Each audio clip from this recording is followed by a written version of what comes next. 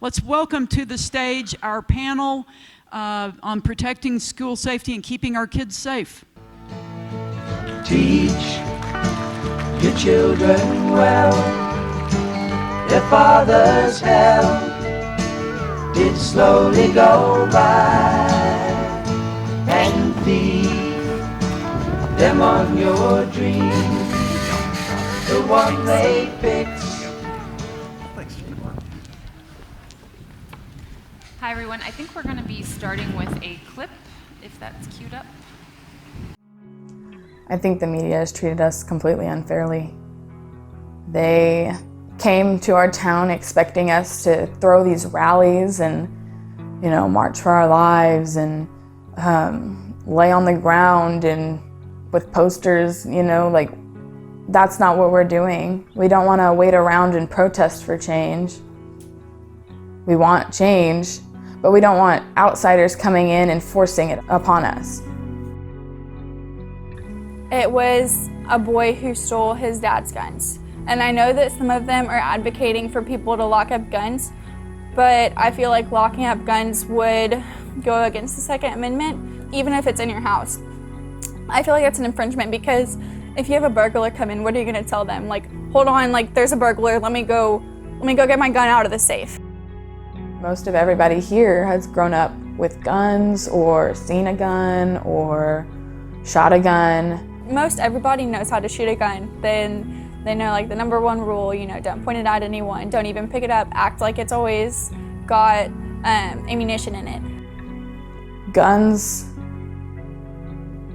yes, have been used to do some awful things, but guns don't kill people. People kill people. This boy tried making bombs.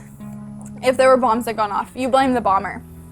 If there's a drunk driver accident, you blame the drunk driver. You blame the person, you blame the human. But if it's a shooter, you blame the gun. And that's what society is doing here. You don't have to be okay with guns. But I guess you have to respect that people are. Well, thanks everyone so much for joining us today. We know that you know how important the issue of school safety is. So many of you have kids and grandkids that are in the public school system. I know I have 2 little kids that will soon be in the public school system, so thank you so much for joining us for this conversation today. I'm going to introduce our panelists now.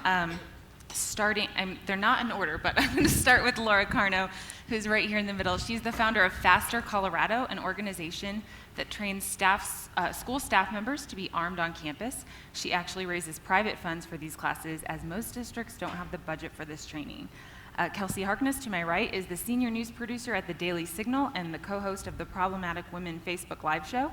And she's interviewed everyone from teachers to administrators to students who have been affected by school shootings and covered the issue from the angle of media bias and misinformation. And that video was actually one that Kelsey produced, and we're going to see a little more of that in just a moment. And Bob Schaffer is the headmaster of Liberty Common School and the chairman of the leadership program of the Rockies, as well as a former Colorado member of Congress. He has also recently written about many prevention and preparation tactics schools can take to be safe, focusing on parental responsibility. So we're going to focus on several topics today, including the myths and realities of what it means to be an armed teacher or an armed school, the media bias in reporting on school shootings, and what are other things schools and parents can be doing to keep kids safe. So I'm going to kick it off with Laura. And Laura, we wanted to ask you, as someone who has founded this organization that's training teachers and getting education out there about how we can keep schools safe, what are some of the myths that are out there regarding arming schools and arming teachers? Because I feel like people don't know what that means and they get scared, and so let's clear up some of those things. Sure. So some of the biggest myths out there are, number one, that teachers don't want to be armed on campus. And the second myth is that anybody would force a school staff member to be armed. So you hear this in the words of, you can't make teachers carry guns. And just like anywhere where concealed carry is legal, it would be the same as saying concealed carry is legal. Everybody must carry a firearm. That's just ridiculous, and nowhere in the country is that happening. And then that other myth of teachers don't want to be armed. And I'll take a step back. In our experience between Colorado and Ohio in the program that we have here, with over 1,600 school staff, by the way, we have a pretty decent sample size.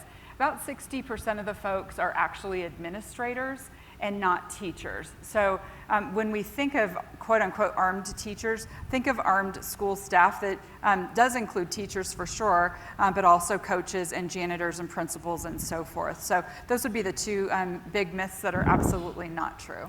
Right, and a lot of people don't realize that there's actually already 14 states where teachers and administrators are already able to be armed and are armed, you just don't know about it. And there are about 32 states where they're on the path to lawful arming. So, I mean, I guess that's just to say that this is happening and nothing bad is coming of that. In fact, they're keeping students safe. There was actually a story in Maryland recently where a teacher or a guard actually stopped a school shooting from happening. And then to touch on some of the other prevention measures in my home state of Indiana, there was recently a attempted school shooting where the teacher, who was a former pro football player, actually stopped the shooter through physical force. So there's a lot of things we should be thinking about here. And Laura, I also wanted to ask you, what are some of the most common fears you're hearing from those who are speaking out against this? Yeah, you know, school safety is a really interesting topic. Some people think that this is political, and maybe on the two ends, on the left and the right, among people who pay a lot of attention to politics, it might be a political feel. But I will tell you from talking to dozens and dozens of parents for a couple of years, but specifically lots of them since the Parkland shooting, parents just want their child to return home to them alive every single day. Not most days, every single day. And to these parents, it is absolutely not a political issue for them. It's a matter of safety. So when it's their kid or their grandkid involved, I'm a grandma now, I think about it a little bit differently. When it's their kid or grandkid involved, they are willing to say, gosh, I might have thought this other way about gun control before, but now that it's my kid, what is going to keep him or her alive and safe and not lose their innocence in school, right? So I would say the fear, is my kid going to be safer or less safe with armed staff is the biggest fear. And I think that based on what we know, somebody there on campus to stop the bad guy as soon as the incident starts, as opposed to waiting for law enforcement, that is going to keep kids safer. So that would be the biggest fear. People just want to know, is my kid going to be safer or less safe? Yeah, and one powerful statistic that I found while doing research with this is that 90% of mass shootings take place in a gun-free zone. And to me, that is just such a telling statistic that makes me want to, keep schools as safe as possible by using armed guards. Kelsey, let's move on to you. I think we're going to actually show the second clip of your documentary before we get to your questions, if you guys have that queued up. I think everyone knows that the media portrays a certain political agenda that they choose to go with. It's not a political agenda that the majority of Santa Fe adheres to. I want all schools safe. That's it. We can agree to disagree on how to go about doing it. I'm open to different solutions. Our schools have to be safe. I think we need to lock doors. This door that he came in was a bus entrance that was unlocked. I can tell you I have thought long and hard about the arming of teachers. I don't think that's the end all by any stretch. I don't think it's the magic answer. But I will say this, I truly wanted that pistol in my hand. Now, just speaking generally for me, I would do whatever training is involved. I would do that. That would not be an issue. I think, quite frankly, that it could be done in a very safe manner.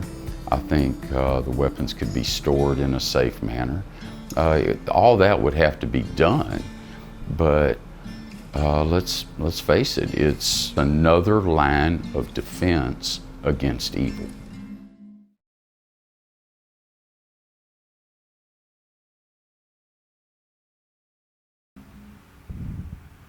All right, so Kelsey, you went down to Santa Fe, you interviewed teachers, you interviewed students, administrators.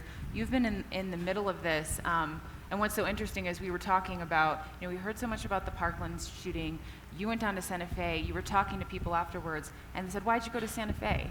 Because nobody was talking about it. So tell us a little bit about what you learned from talking with people that were directly involved in that particular situation. Well, first off, I want to echo what Laura said. The issue of school safety and school shootings is not a partisan issue. Everyone wants to keep our students safe. And I think many in the media and many on the left who are calling for gun control and gun reform are trying to put this wedge between both sides when really nobody's against keeping our students safe. We just have different means of going about that. So I've been reporting on this issue throughout the past year. One of my first trips was actually to Colorado to learn about how the process of arming teachers and staff administrators actually works, and through that I was able to meet Laura and learn about the amazing program that she is spearheading in Colorado. Sadly, after that, yet another school shooting happened. This time it was in Santa Fe, Texas. It was interesting because everybody knows about Parkland, everybody knows what happened there, and everybody knows about the student activists there. When I told people, friends, that I'm traveling down to Santa Fe for my next documentary, they asked, why are you going to Santa Fe? Nobody even realized there was a school shooting there. It hardly got any media attention. You didn't hear from any of the students. You didn't hear from any of the teachers. And because I view my role as telling other people's story, I wanted to bring my phone and let some of these students speak for themselves and read a text message that I got from Grace Johnson, one of the students who you just saw in that video, describe what happened there. And how she wants to be an advocate for change, but she is not able to have a voice because nobody in the media will listen to her. So this was just this week. I asked her permission to share this text with the audience. She said, if I can do what Kyle Kashrub does, he's from one of the lone Second Amendment supporters come out of Parkland. Sorry, is my mic still on? So she said, if I can do what Kyle does, then Santa Fe won't be forgotten like we already have been. I've tried working at a local level, but it's not working because I'm young, and nobody is speaking out for Santa Fe. Yes, we kicked the media out, and we kicked the media out because they didn't want to talk about politics or change. They only wanted videos of us crying. Wow. That broke my heart. Absolutely broke my heart, because when I was down there, and you can watch the full, it's a 15-minute video I put together, which usually my videos that I produce for the Daily Signal are about 4 to 5 minutes long. I had to make this 15 minutes long because they have a story to tell and nobody's told it. Luckily, I have a news organization, the Heritage Foundation, behind me to support that. So it is a long video, but it really is worth watching because their story is not out there. And what she told me is that as she was actually in hiding, she had CNN and reaching out to her. They found her location on Twitter, reaching out to her, asking to explain what happened. As soon as they were evacuated, she walked past dead bodies, by the way. She stepped on her classmates' blood. Absolutely traumatizing, traumatic. This should not happen to anyone. As soon as she got out, bombarded by media for the next week or two, wanting their sob stories, wanting those stories. And then they left because the media very quickly learned that Santa Fe supports the Second Amendment, and they don't blame guns, they blame the shooter. And what's so wrong about that is that we can disagree on guns, but the students and the teachers from Santa Fe are calling for a lot of change. They have platforms. They've started nonprofits. One of them is called Hearts United for Kindness. Nobody knows about that. simply because they support the Second Amendment. So there's so much media bias out there. These students are being ignored, and there's so much misinformation about how the process of actually arming students and, not students, arming teachers and administrators actually works, and the number of programs they have to go through in order to be able to conceal carry in the classroom. In one school district I interviewed in Oklahoma, they have higher standards than police officers, because that school district decided if you are ever forced to pull out your gun in a school in that type of situation, you're not a normal police officer. You have a backdrop of students who did nothing wrong behind you. So they actually want those teachers and administrators to have higher standards than even a police officer, but nobody knows that because the media won't report it. And for both Laura and Kelsey, and if you have a comment, Bob, please jump in. We've talked a little bit about how teachers are going through training through your program, but nobody wants to talk about it. Nobody wants to out themselves, so to speak, because there could be very real consequences from their communities. And Kelsey, you said it's hard to get those stories out there for that reason. Can you guys talk a little bit about the personal side of the teachers and the staff that you've spoken with, maybe you specifically, Laura, that are doing this and why they're doing this? Yeah, and actually I drove up from Denver this morning. We have a class going on right now. I'll be driving back as soon as we're done here to go back and join the class. There is no shortage of these folks who want to be able to save kids. They're already willing to die for their children. Every one of these people say, I will take a bullet for my kid. What they're not willing to do is have their name out, and this is for the most part, have their name out there. So some schools, we would never know that they had armed staff to read the news. Some schools have huge, 4 by 8 foot signs in their parking lot that say we have armed staff. They think that's a deterrent.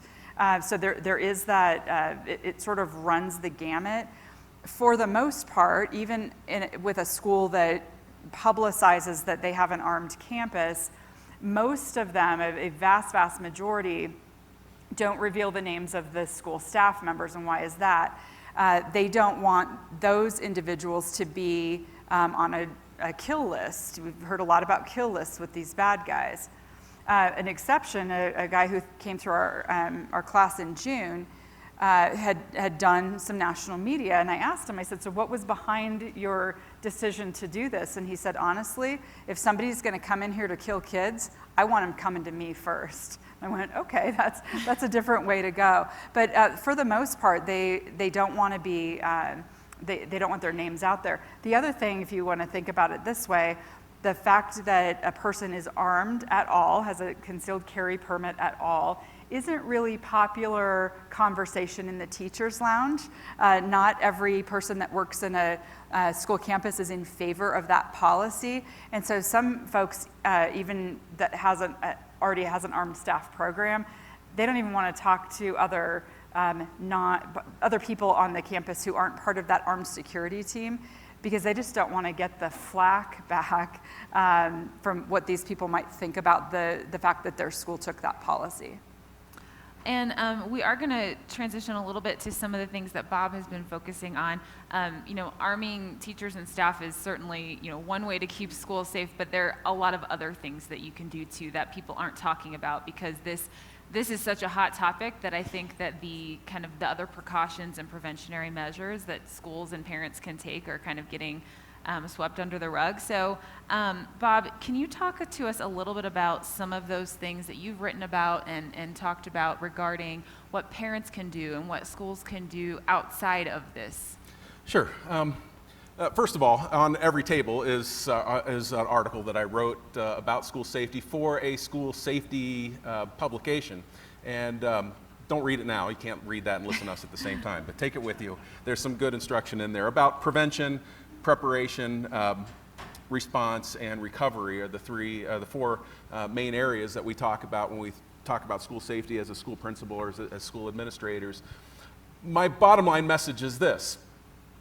It is a harrowing experience for parents to drop their little children off at a school that somebody else owns and runs and manages to go to school, and for the things that you expect happen at school. That can be terrifying when you drop that little child off at the curb and say, go in there and we'll see you later, right? It's another thing to be confronted with the emotion and the stories and the pictures that we hear from time to time when something goes wrong and there's a violent episode at school where you are not there and somebody else is in charge of that facility and you can't help. This is a terrible proposition for a great number of things, school security more than anything else. The message is there is no government worker, politician, school administrator, teacher, school security officer that has a greater responsibility to protect your child than you do. This is your child. It is not somebody else's responsibility to teach them. You may hire somebody to help you teach your child. That's what schools are. That's what teachers properly are. And in the same context, it is not somebody else's responsibility to keep your child safe. You might ask them to assist you in a school or out on the street, but ultimately it's your responsibility. So you need to, as a parent or grandparent, be unwilling. You need to be a legitimate American here. You need to be unwilling to defer all that authority to some government worker. And you must translate that God-given American authority for yourself and your family and for your child to be bold enough to ask tough questions, to walk through a school and look at things that are just common sense. If that school was built in the 60s or 70s, I guarantee it's got recessed doorways, blind corners, hiding places, and you need to ask at some point in time, is anybody going to do something about this? Is there a plan to get it fixed? Can we get some mirrors up there so that we can eliminate some of these kinds of things? You need to ask questions.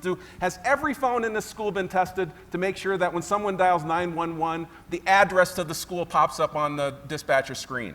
Because that doesn't always happen. These are common things. All right, you can go through the article and find 100 different things that you might want to ask your school about. The bottom line is, you need to be proactive enough to make sure that the school is safe before you are willing to hand your child off to this government institution, typically. And if it does not meet your satisfaction and for your own sense of school safety, I mean, my gosh, you're an American. Send your child to a school that earns your trust. You do not have to accept the school that your school district assigns to you based on your address. And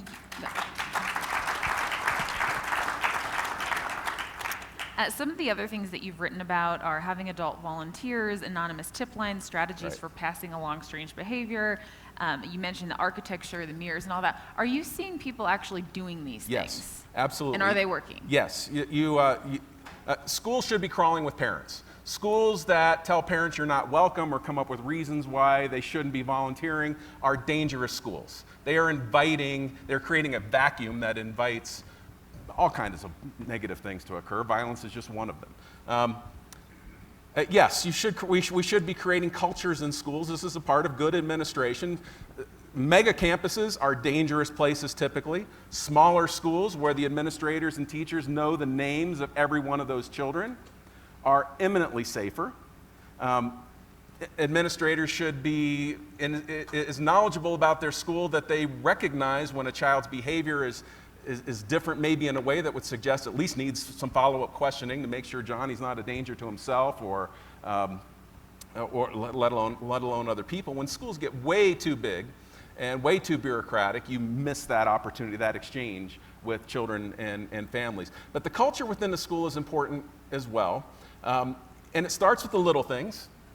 Dress codes, discipline policies, virtues and values that are not just celebrated and up on the wall, but practiced and implemented as a function of curriculum in the classroom. When those things occur, children care about one another. And you need that kind of culture within a school. They're only at school a certain part of time. They're communicating with each other on social media and texting one another. And you have to create a culture in schools where children are inclined to realize, or educated well enough to realize when there are dangerous conversations taking place, when kids are expressing violent inclinations, and they're willing to come and talk to their teacher, their administrator, counselor, even a parent. And 9 times out of 10, when law enforcement or school administrators are able to intervene and prevent a dangerous episode, it is usually that kind of environment that has allowed an openness of communication among students and families to say, all right, I don't want to. Last year, in the middle of the hallway, changing passes, it was final exam week. One of the students says, boy, this sure would be a great, he didn't want to go to the next test class. He wasn't prepared for the test. He actually said this would be, and it was right after one of the school shootings. He said, jokingly, stupidly, but jokingly, this would be a great time for a school shooting. Right?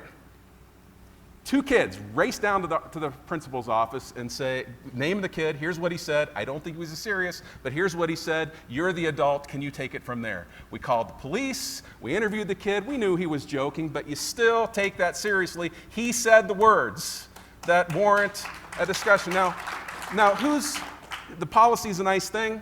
The police responded beautifully. His parents were in the school, it was all. The question is, what was it that created the scenario where those 2 friends knew it was important to come down and tell us, even though they suspected it was a joke, to tell us that those words had been uttered in their school? And the answer is, it was the culture that was created in that campus. And this is not hard to do. You must demand that that kind of culture exists where you send your kids to school. And Bob, and if you have questions, please, you can put them on the note cards, just a reminder. just to add very briefly on that, you mentioned culture and how important that is. I'm going to ask the audience a question that I don't have the answer to, but I think it's one that is not being asked because it's inconvenient and it's uncomfortable. But why are all of these most recent strings of school shootings happening in public schools and not private schools? That's right. Do we want to, did you want someone to actually answer that? Well, just to build on that, again, I don't have the full answer. I think I think everyone in this room might have some ideas when we talk about bureaucracy and accountability. But I think that an important thread to this whole conversation about school safety is also school choice and empowering parents to be able to pull their children out of a school if they don't think that that school is capable of keeping their children safe. Another topic that I've done a lot of reporting on is the issue of school bullying. And a lot of people think bullying is only a cultural issue, but there are actually policies that were handed down by the Obama administration that basically built in quotas and discouraged administrators and teachers from reporting bullying because they didn't want minority students to be suspended, expelled, or punished at a disproportionate rate compared to white students. And as a result, we've seen through statistics that bullying has gotten worse and worse, and parents are being forced to pull their children out of school. I interviewed one family in Maryland. Their son, 3rd grade-year-old son, is suicidal because of bullying, and nobody in the school is holding them accountable.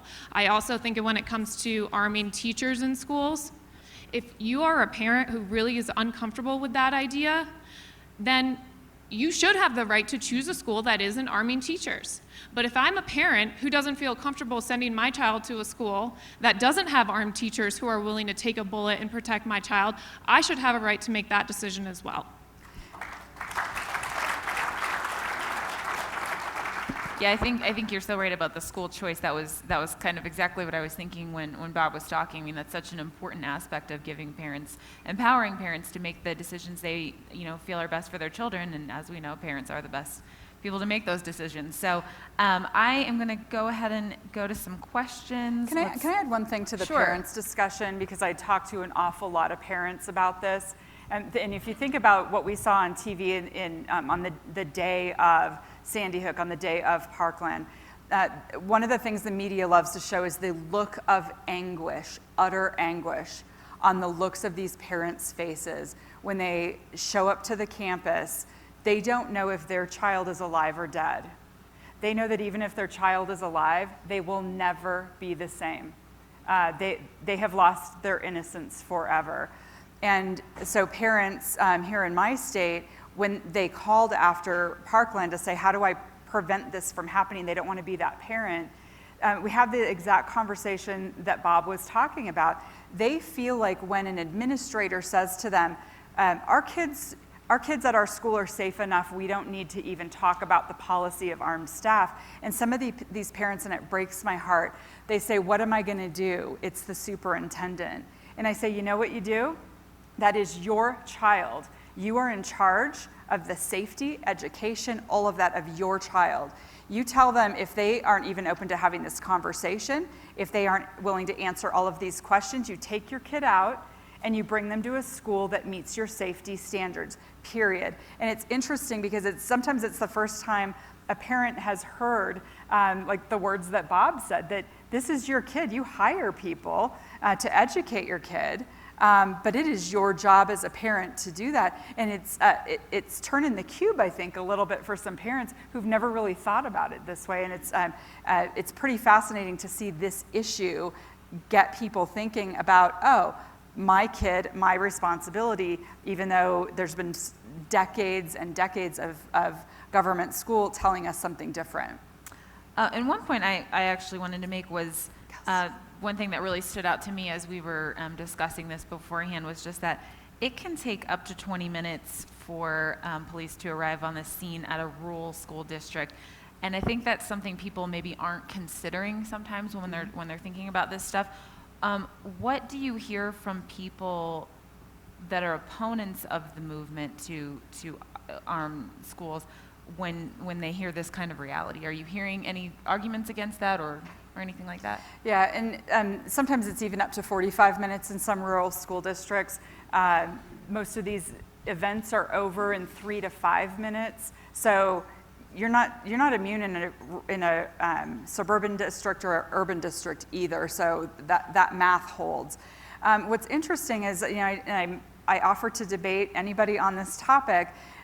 That's one of the things that they have difficulty with, because we have the question, would you rather somebody stop a massacre from happening right there on scene when it starts, or would you like to sit and wait for law enforcement to come, whether it's 3 minutes or 30 minutes?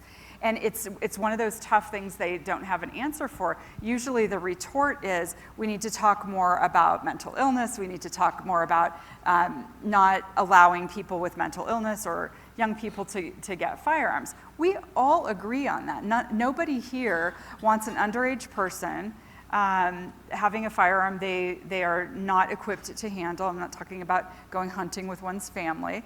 And everybody agrees that we don't want mentally ill people getting firearms. Flat out, we can all agree. But please, let's address this issue of, there's a statistic out there that in most of these, when you average them out, it's sad we have so many statistics, that one person can be shot, not necessarily killed, but shot every 17 seconds.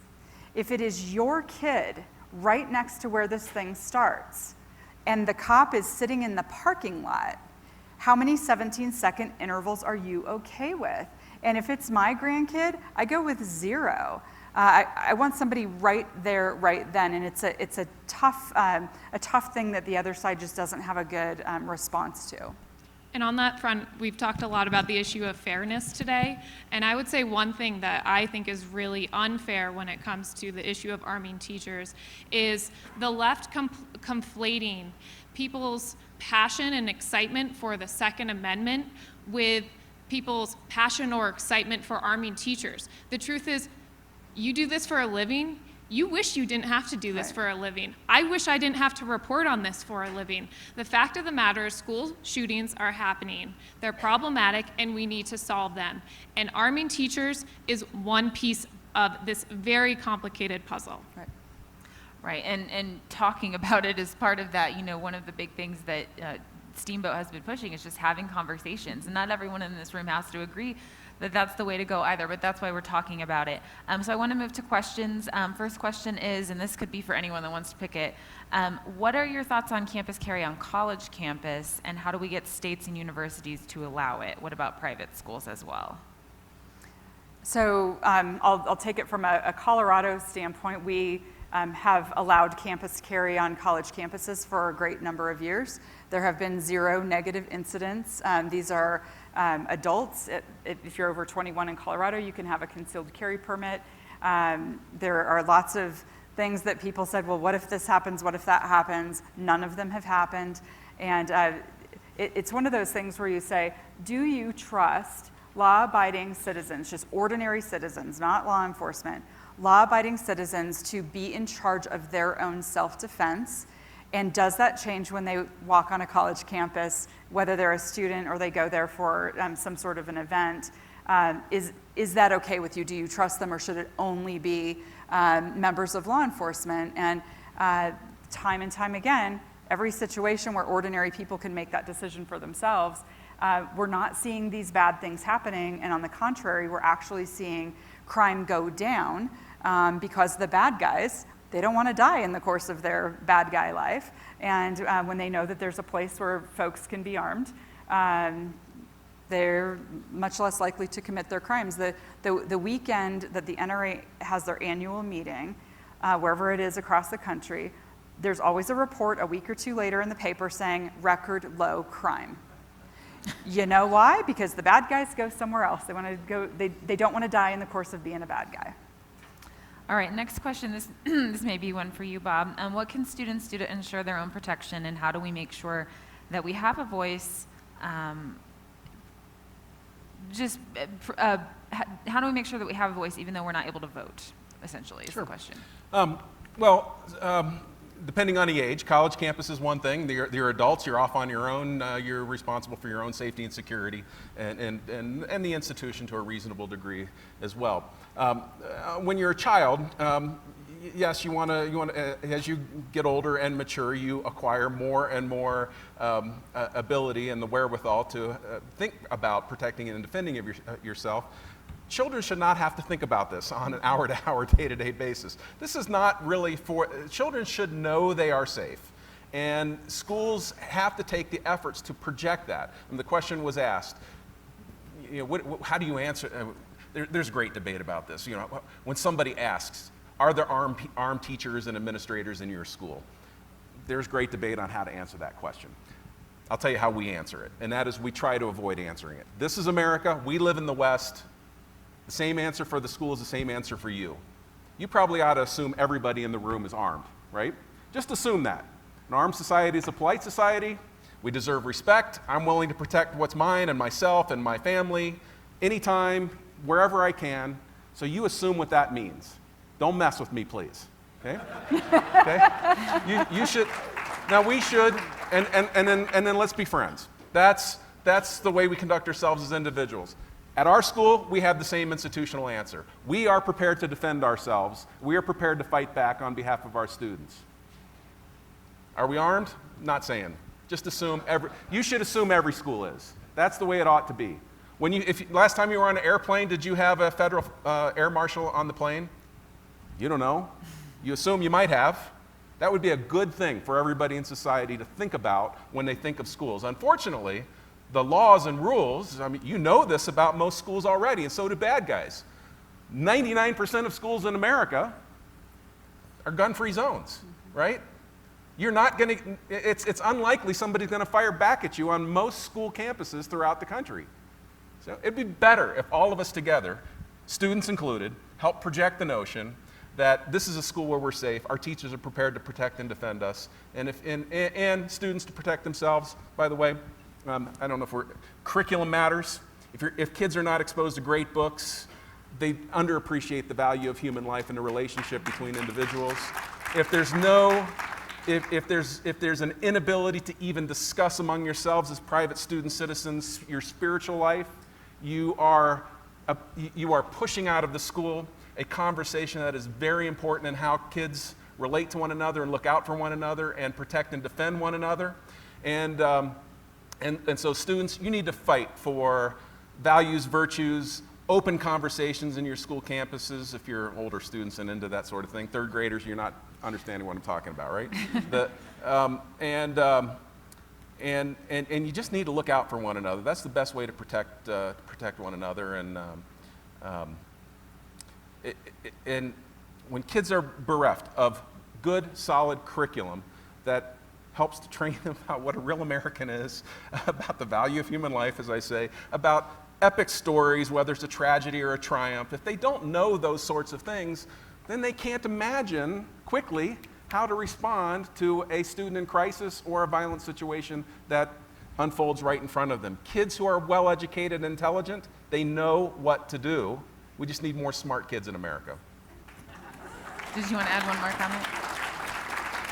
To address that question from the media perspective, I will say there is a dire need for more students to speak up. And I think it's a very challenging environment for them to do so, because we look at the student activists from Parkland and the marches that they're putting on. You are against a wave of students. You are not in the culturally popular point of view. And so I give the girls that I interviewed here so much credit for their bravery in being willing to put themselves out there. I sadly read the comments on these videos, and we have people commenting about their weight. This is the type of thing they put up with by putting themselves out there. So it's not easy to do, but for any students who are willing to get in this fight, I will say we do need voices, and some of the ways I would suggest going about doing that are getting involved with some of these organizations like Turning Point, which you'll hear from right after us.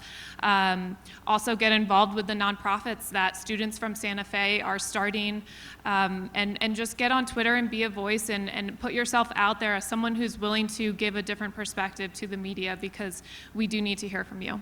And I would suggest you all start by grabbing Kelsey's video on Facebook. It's on the Daily Signal Facebook page. I believe it's the most recent video up there.